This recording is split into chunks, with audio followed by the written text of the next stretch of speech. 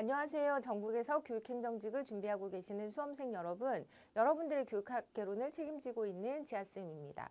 오늘은 여러분들께 2025년 9급 교육행정직 대비 기본 강의를 가지고 찾아왔고요. 일단 기본 강의는 어떤 분들이 들으시면 좋으냐면, 제가 일단은 그 교육학적인 베이스가 전혀 없으신 분들도 쉽게 들으실 수 있도록 기본 강의를 구성했고요. 그리고 기본적인 베이스가 있다고 하더라도 전체적인 내용을 한 번 더 정리하실 필요가 있으신 분들도 제 수업을 듣고 도움을 받으셨으면 좋겠다는 마음으로 준비를 했습니다. 그리고 오늘 기본 강의 들어가기 전에 전체적인 그 최근의 기출문제 경향에 대해서 말씀을 드리고, 이 기출문제 경향에 맞춰서 이제 저희들이 어떤 부분을 준비해야 될지, 기출문제 관련해서 앞으로 향후 공부를 어떤 식으로 하면 좋을지에 대한 얘기를 같이 여러분들과 해보고, 이어서 이제 5장 교육사회에 대한 강의를 시작할 건데요. 보통은 이제 1강, 2강 이렇게 진행을 하는데, 제 강의는 항상 교육사회를 먼저 해서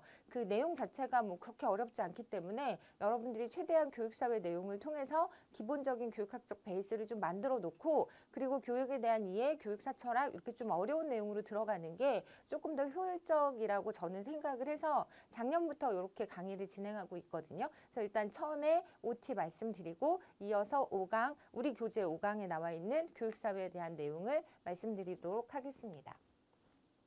일단 OT 관련해서 그동안의 출제 문항을 좀 분석해서 말씀을 드릴 건데, 이거는 제가 이번에 국가직 시도교육청 문제 기출문제 해설 강의에서도 보여드렸던 내용이거든요. 그래서 그 내용도 좀 참고하시면 좋을 것 같고요.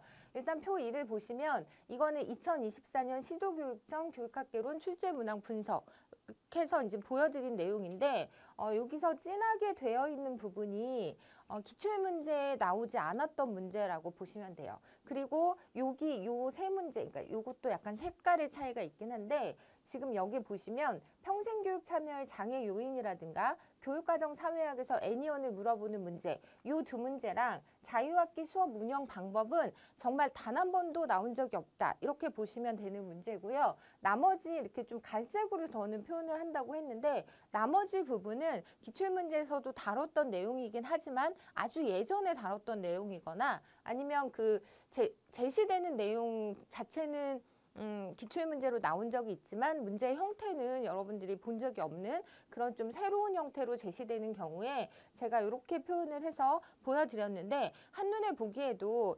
기출문제가 많이 나오지 않았다라는 느낌은 받으실 수 있잖아요. 그래서 예전에는 기출문제가 그대로 재현되는 문제들이 많이 나왔다면 23년부터는 아무래도 얘가 교육학개론이 선택에서 필수 과목으로 바뀌면서 문제 자체가 좀 난이도가 올라가고 기출문제를 그대로 답습해서 내는 그동안의 관행에서 좀 바뀌었다라고 하는 게 최근의 어떤 경향이다라고 보시면 될 것 같습니다. 그리고 얘도 역시 2024년 국가직 교육학개론 문제 문항을 제가 분석해서 보여드린 건데, 여기서도 보시면 뭐 참모조직과 개선조직, 조아리의 창, 표준교육비, TPA, CK 이런 문제들이 나온 적이 없는 문제거나 아니면 아주 예전에 나왔던 문제들이어서 수험생 여러분들이 보실 때는 이거 나온 적이 없는 문제인데 라고 생각할 수 있었던 그런 문제들이 대거 출제됐었다라고 보시면 될 것 같고요. 그리고 2023년도 역시 이렇게 빨갛게 표시된 부분이 기출문제로 나온 적이 없었던 문제였기 때문에 23년도 시도교육청 그리고 국가직 역시 이렇게 보면 붉은색 문항들이 전에 나온 적이 없었던 문항이었기 때문에 전체적으로 기출문제가 그대로 나오지는 않았구나 라는 느낌을 받아보실 수 있을 거라고 생각하는데, 요거는 상대적으로 2022년 교육학개론 출제 문항을 제가 국가직하고 지방직으로 나눠서 보여드린 건데, 22년까지만 해도 보시면 대부분의 문제들이 거의 기출문제 안에서 나왔었구나 라는 차이를 보실 수 있을 거라고 생각합니다. 그래서 각각의 이 어느 분야에서 어떤 종류의 문제들, 어떤 내용의 문제들이 나왔는지는 여러분들이 따로 이렇게 보시면 될 것 같고요. 그리고 이 내용들은 이제 제가 기출문제 해설 강의 때 다 다뤘던 내용이라 그 부분을 다시 한번 참고해 보셔도 좋을 것 같습니다.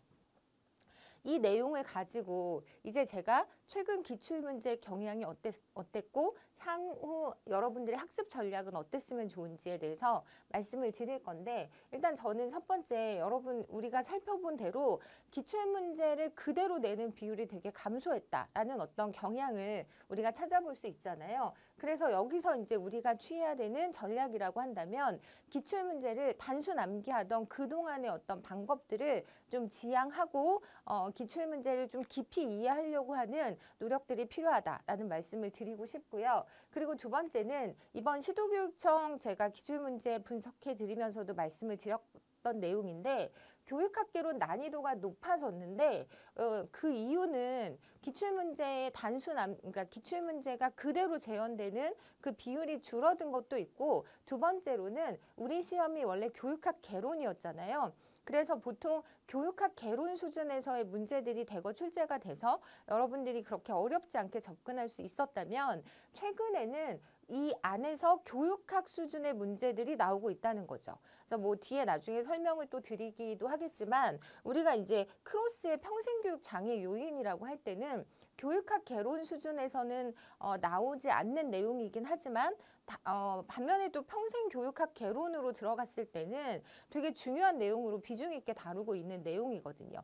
그래서 이제 시험의 방향이 교육학 개론 수준에서 나오다가 한두 문제 정도가 교육학 수준으로 난이도가 좀 깊어지고 있다라는 생각을 여러분들이 하셔야 되는데, 그렇다고 저는 여러분들이 교육학 개론에서 교육학 수준으로 너무 깊이 있게 내려가는 건 그다지 효과적이지 않다고 생각을 하는 입장이어서, 그런 문제가 다행히도 매년 한 문제 정도 출제가 되고 있잖아요. 그래서 그 한 문제는 여러분들이 좀 포기를 하시고 나머지 다른 문제를 다 맞춰서 여러분들의 목표 수준을 95점으로 맞추고, 또 이제 그 한 문제도 여러분들이 갖고 있는 교육학 베이스로 충분히 풀 수가 있다고 하면, 그러면 100점을 맞을 수도 있겠다라는 생각으로 접근을 하시는 것도 괜찮을 것 같습니다. 그래서 이제 우리의 어떤 학습 방법이라고 할 때는 교육학 내에 하위 영역들을 공부하는 데 있어서 관련 내용들을 유기적으로 연결해서 이해하려고 하는 노력이 필요하다. 이게 뭐냐면, 그 제 교재에서도 보면 1강에서 11강에 걸쳐서 이렇게 이제 세부 영역들이 있잖아요. 그러면 교육행정학, 교육사회학 이렇게 해서 이번에도 우리 시험에 그 교육철학이라고 저는 분류를 했는데, 보빗이라는 학자에 대한 문제가 나왔었는데, 그 학자는 교육행정학에서 굉장히 많이 비중 있게 다루고 있는 학자거든요. 과학적 관리론을 주장한 분이신데, 우리가 이걸 알고 있었다면 교육 철학의 그 문제라고 할지라도 보빗이 나오면 여러분들의 머릿속에 과학적 관리라는 개념이 떠오르면서 그 어떤 교육과정 안에서도 과학적인 부분을 되게 중시했던 분이겠구나라는 생각을 할 수 있는 게, 제가 말하는 그 유기적으로 연결해서 이해할 수 있어야 한다라는 부분이거든요. 그러니까 그런 노력들이 좀 필요하고, 그리고 전체적인 구조 안에서 핵심적인 키워드를 중심으로 효율적인 학습을 지향해야 한다. 이거는 제가 뒤에서도 말씀을 드릴 건데, 전체 구조 안에서 그 안에 핵심적인 키워드가 나와 있는 게 주로 이제 제 교재에서는 목차의 그 부분이 많이 압축돼서 나와 있다고 볼 수 있거든요. 그래서 여러분들이 목차를 좀 활용해서 목차에 나와 있는 그 핵심적인 키워드를 전체 구조 안에서 이해하려고 하는 노력들이 좀 필요하다라는 말씀을 드리고 싶고요.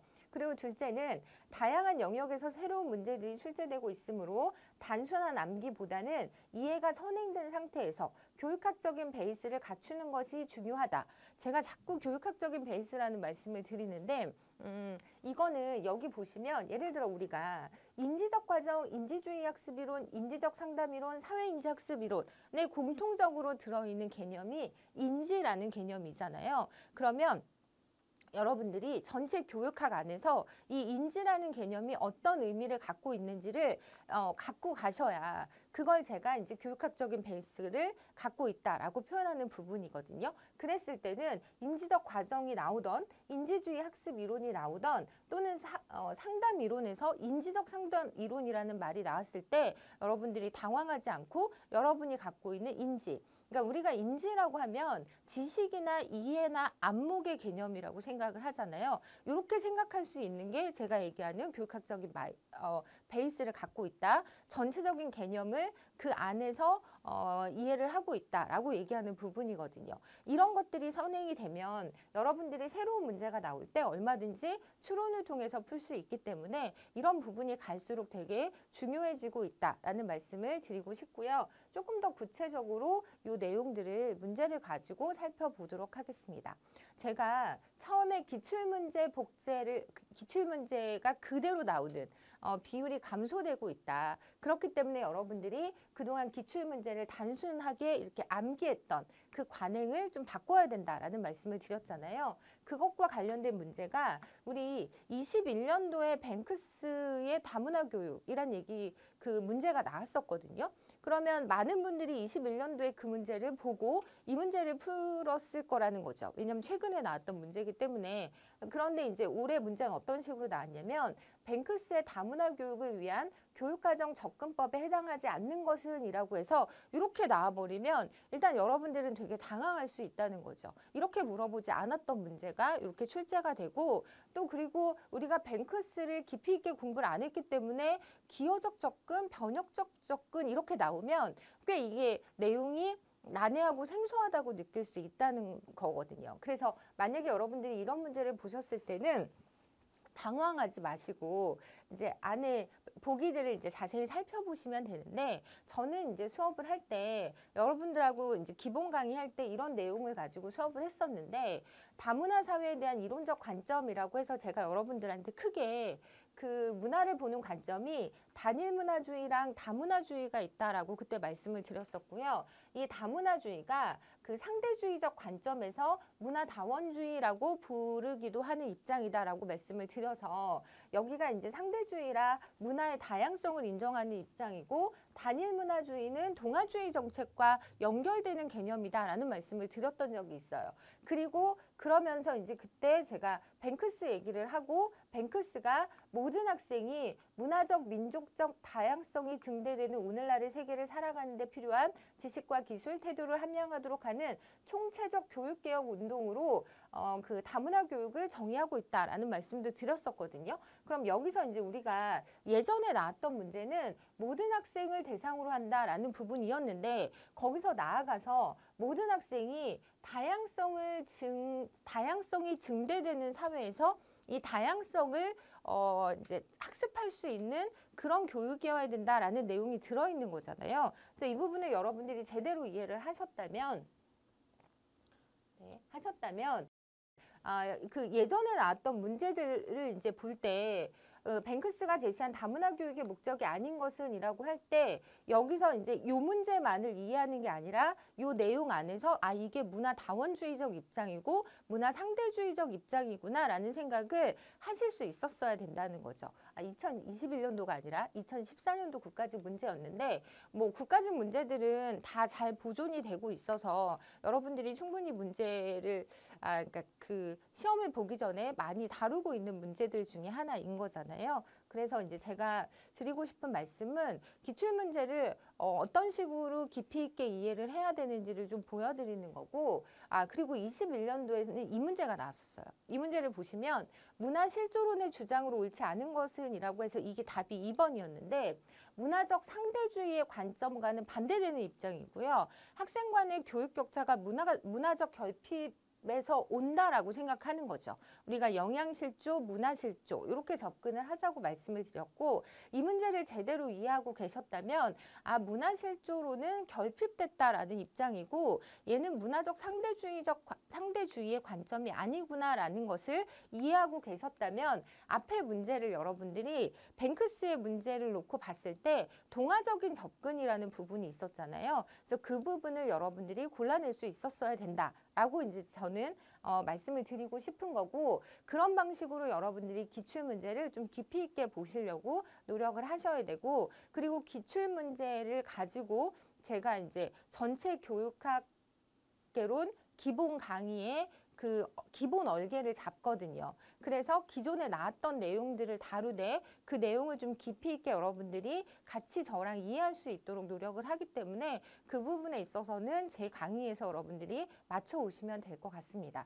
그리고 두 번째는 교육학 내용에 대한 구조화된 이해가 필요하다랑 관련해서 제가 문제를 좀 보여드리려고 하는데, 얘는 이제 작년 시도교육청 문제였고요. 학문 중심 교육과정에 대한 설명으로 옳지 않은 것은 이라고 물어보고 있는데, 이 문제를 풀기 위해서도 여러분들이, 이거는 제 교육학개론 기본서의 그 목차를 제가 보여드리는 건데, 여기서 보면 교육과정 발달의 역사에서 교과 중심 교육과정, 경험 중심, 학문 중심, 인간 중심, 뭐 재개념주의, 요거를 여러분들이 일단 5개를 구조화, 그러니까 기본 얼개로 갖고 가셔야 된다는 거죠.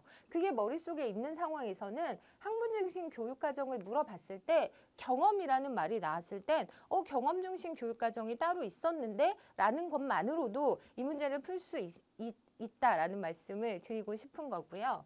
그리고 이제 8번 문제 시도교육청 문제를 보시면, 얘는 피터스가 제시한 교육의 개념적 기준을 물어보고 있는데, 제가 그때도 설명을 드렸지만 우리가 이제 개념적 기준이라고 하면 규범적, 과정적, 인지적 기준이라는 게 있어요. 이건 되게 중요한 개념이긴 한데, 만약에 여러분들이 이 부분을 모르고 있었다고 하더라도 이 내용을 보시면 일반적인 훈련과 달리 전인적 개발을 지향해야 한다. 교육받은 사람은 폭넓은 안목을 가짐으로써 자신과 분야가 다른 인간의 삶과 어떤 관련을 맺고 있는지를 깊이 이해할 수 있어야 한다라고 하면, 이게 이제 교육학적인 베이스를 갖고 있는 경우에는 얘는 인지적인 부분에 대한 이야기구나 라는 게, 더군다나 저희 시험은 주관식은 아니잖아요. 그러면 객관식 선지들을 보고 여기서 규범 내재 과정 인지적 기준이라고 할 때 여러분들이 인지적 기준에 대한 질문을 하고 있구나라는 걸 포착할 수 있으셔야 된다는 거죠. 그래서 제가 자꾸 전체적으로 유기적인 이해, 교육학적인 베이스라고 자꾸 반복적으로 말씀드리는 게, 이제 이런 문제들 때문에 그런 게 필요하다라고 말씀을 드리는 거고요. 그리고 이 문제 같은 경우는 이제 올해 20번 문제, 시도교육청 20번 문제였는데, 초중등교육법 시행령상 가나에 들어갈 말을 바르게 연결한 것은 이라고 해서, 제가 이제 여기서 여기가 이제 학생 참여형이거든요. 그러니까 주도형이 아니라 학생 참여형이고, 이 뒷부분은 체험활동이었는데, 이 문제도 비슷하게 24년도 올해 국가직 문제에서도 여기 같은 내용들이 들어가거든요. 여기 보시면 학생 참여형인지 학생 주도형인지란 내용이 나오면서, 제가 그때도 이거 설명드리면서 뭐라고 했냐면, 아직까지 우리나라 학교 교육 안에서는 학생이 주도하는 교육이라기보다는 이제 가장 많이 나아갔다고 하더라도 학생 참여형 교육이 존재하는 거지, 학생 주도형 교육은 좀 맞지 않아요 라고 말씀을 드렸었잖아요. 그래서 이 부분에 대한 내용을 그렇게 이해를 하고 계셨다면 앞에 있는 문제도 학생 참여형이라고 여러분들이 처음 보는 내용이었어도 접근할 수 있었을 거라는 생각을 좀 해보고요.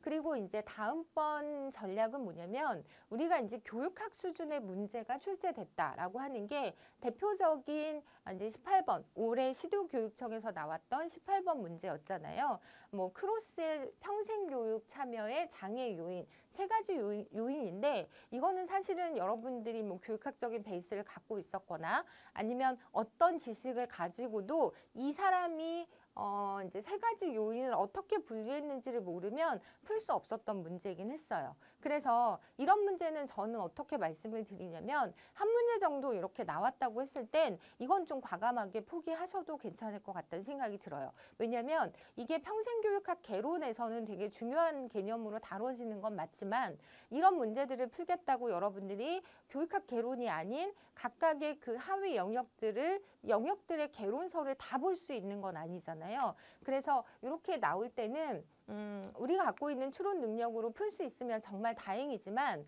뭐 대부분은 그렇게 풀 수 있을 거라고 저는 생각은 하거든요. 근데 이번 시험처럼 이렇게 어떠한 방법으로도 풀 수 없는 문제가 나왔을 때는 이 문제는 모두가 다 어려워할 문제이니까 이 문제는 그냥 포기를 하고 대신 나머지 문제를 다 맞겠다는 전략을 세우는 것도 좋을 것 같다는 생각을 저는 해봤거든요. 그렇지만 어쨌든 우리 시험이 이렇게 교육학 개론 수준에서 교육학 수준의 문제 출제로 조금 더 난이도가 올라가고 있다라는 생각은 여러분이 하시면 좋을 것 같습니다.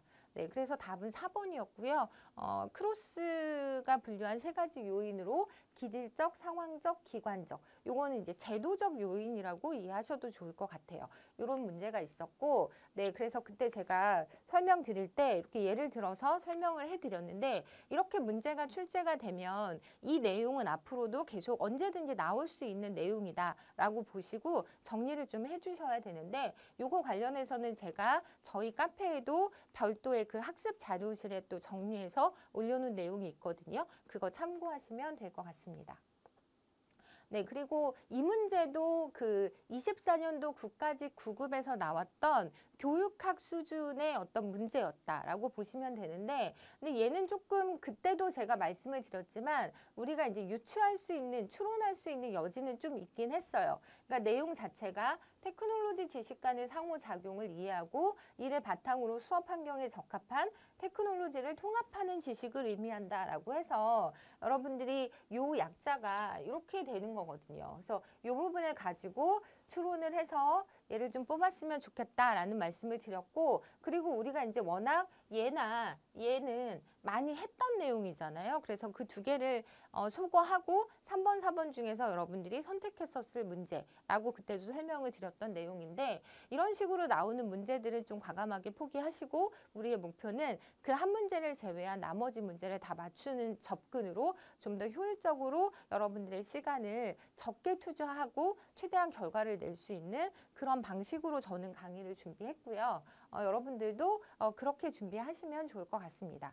2025 합격을 위한 기본 강의의 구성에 대해서 말씀을 드리면 일단 첫 번째는 최근 중요 문제를 반드시 이제 설명을 드려야 되니까 이제 그런 문제와 최신 법령, 제가 원래 법령 쪽에 되게 많이 신경을 써서 이번에도 국가교육위원회 관련해서 문제도 되게 많이 내드렸고, 그리고 관련 자료들도 많이 말씀을 드리고 있거든요. 근데 저는 설사 시험에 나오지 않았다고 하더라도 그 작업 자체가 되게 의미 있다고 생각하는 건 여러분들이 그 외에 시간을 들여서 그 부분을 체크하지 않아도 제가 다 알아서 해서 정리해서 보여드리니까 여러분들의 시간을 굉장히 많이 세이브해 드리는 부분이 있다고 생각을 하거든요. 그래서 저는 앞으로도 계속 매년 바뀌는 최신 법령들을 최대한 많이 잘 요약하고 압축해서 여러분들한테 알기 쉽게 보여드릴 거고요. 시험이 어떤 식으로 나올지 그 관련 그 모의고사 예상 문제들 이런 것도 많이 뽑아서 드릴 거니까 그 부분에 대한 걱정은 안 하시고 저만 계속 따라오시면 네, 그런 스트레스는 좀 안 받으실 수 있을 것 같다라는 말씀을 드리고요. 두 번째는 작년부터 제가 강의를 들으신 분들이 보시기 편하시라고 요 밑에 키워드 암기 노트를 제공하잖아요. 그래서 여러분들이 수업을 다 들으시고 수업 내용을 정리하고 복습하는 과정에서 키워드 암기 노트를 좀 활용하셨으면 좋겠습니다. 특히 그 기본 베이스가 없이 처음 들어오시는 분들이라고 하면 일단 처음에는 걔를 시험 용도로 뭐 암기 용도로 접근하기보다는 그 내용을 한 번씩 다 답을 보고 쓰시면서 이 내용이 이 강의에서 되게 핵심적인 부분이었구나 라고 이해하시는 것도 되게 중요하고요. 그래서 강의를 듣고 키워드 노트를 출력해서 답을 보고 걔를 한번 써보시는 것도 되게 좋고요. 물론 기본서 내용을 보고 쓰시면 더 좋고 전체적인 기본서를 좀 읽어보시면서 그렇게 정리를 하시고, 그리고 두 번째 키워드 암기 노트를 활용할 때는 여러분이 그 키워드를 정확히 암기하고 있는지 그런 용도로도 이제 사용하시면 좋을 것 같습니다. 그리고 세 번째는 교육학 체계를 잡는다라고 하는데 뭐 제가 어쨌든 교육학을 박사과정까지 수료를 하고 박사 학위를 또 갖고 있잖아요. 그러니까 이제 나름 정통 교육학을 하고 있다고 자부를 하고 있는데 어쨌든 제가 여러분들이 생각하기에 가장 쉬운 방법으로 전체적인 교육학 체계를 잡는데 되게 도움이 되려고 노력을 하고 있고 그 노력은 기본 강의 안에서도 그리고 제가 기본서를 쓸 때도 목차 안에서도 되게 많이 담으려고 노력을 했거든요. 그래서 저랑 수업 시간에 잘 집중해서 들으시면서 전체적인 교육학 체계를 잡으려고 노력을 하셨으면 좋겠고요. 그리고 마지막으로 요약 강의를 위한 교육학적인 베이스를 마련하겠다라고 했는데 이건 뭐냐면 제 커리어라고 하면 일단 저는 기본 강의를 할 거고요. 기본 강의도 이번에는 최대한 압축적으로 정말 필요한 것만 모아서 기본 강의를 진행을 할 거고요. 기본 강의 끝나고 이제 테마별 기출 뽀개기 강의라고 해서 그 작년부터 제가 강의를 하고 있는데 그 강의 내용을 이제 넘어가기 전에 물론 이제 어느 정도 베이스가 있으신 분들은 기출 뽀개기 강의만 들으셔도 될 수 있겠다라는 분들도 있으실 수 있지만 그 강의를 앞두고 그 강의를 듣기 위한 여러분들을 염두에 두고 제가 기본 강의 준비를 했고요. 기본 강의 들으시고 테마별 기출 뽀개기를 요약 강의처럼 접근하셔서 들어보시고 그리고 이제 제가 마지막에 필요하면 요약 강의를 할 수도 있을 것 같은데 그것도 굉장히 압축적으로 이제 줄여서 말씀을 드릴 거라 모두 이렇게 세 가지 단계라고 보시면 될 것 같아요. 기본 강의, 테마별 기출 뽀개기 강의 이제 그걸로도 충분하신 분들은 이제 바로 이제 기출 문제 모의고사 강의로 넘어가시면 되고요. 조금 부족하겠다 싶으신 분은 중간에 요약 강의를 거쳐서 그 다음에 모의고사 기출 문제, 그러니까 예상 문제 수업을 들으시면 이번 교육학 2025 교육학개론 합격을 충분히 노려보실 수 있지 않을까라는 생각을 해봅니다. 그래서 저도 되게 열심히 준비를 할 거고요. 일단 OT는 여기까지 마무리를 했고 이어서 이제 교육사회 5강부터 강의를 시작하도록 하겠습니다.